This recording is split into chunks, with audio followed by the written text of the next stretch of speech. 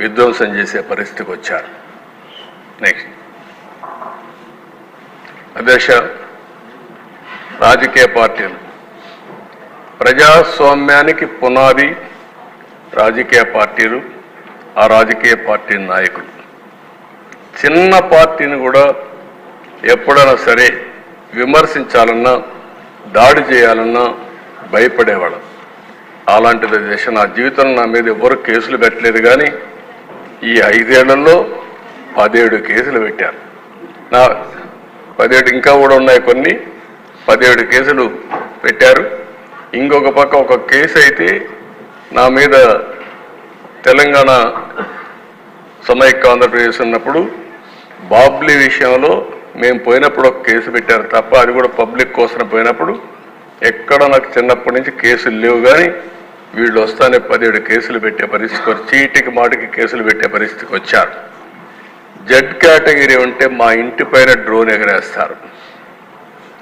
LG polymer gas leakage పోవాలంటే విశాఖపట్నాన్ని తిరిగి పంపిస్తారు. చలో ఆత్మకూరు పోవాలంటే ఇంటికి గేటుకు తాళ్లు కట్టి నిర్బంధిస్తారు. ఎక్కడా నన్ను కదలనీయకుండా చేశారు.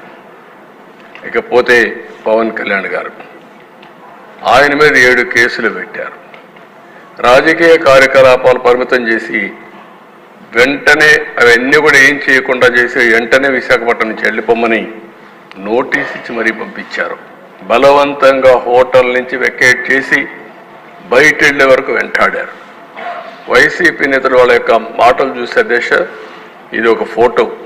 ఆయన కోపం వచ్చి ఏదైతే నన్ను అరెస్ట్ చేసే మునుపు నేరుగా వస్తా ఉంటే వీళ్ళు అడ్డం పడితే రోడ్డు మీదనే పడుకొని నిరసన తెలియజేసే పరిస్థితికి వచ్చామంటే ప్రజాస్వామ్యంలో ఎంత దారుణంగా ఉందో మనం అర్థం చేసుకోవాల్సిన అవసరం ఉంది. ఇవన్నీ అధ్యక్ష ఆ తాళ్ళుగడ్డ అన్నీ మీకు చూపించాం. నెక్స్ట్ ప్రతిపక్ష రాజకీయ పార్టీలు అణచివేసేదానికి మీరు చూస్తే ఇక్కడి నుంచి బోండా ఉమా గారు ఉన్నారు. ఇంకో పక్క ఆనాటి ఎమ్మెల్సీ బుద్ధా వెంకన్న మాచర్లకు వెళ్ళారు. కిషోర్ అని ఒక అడ్వకేట్.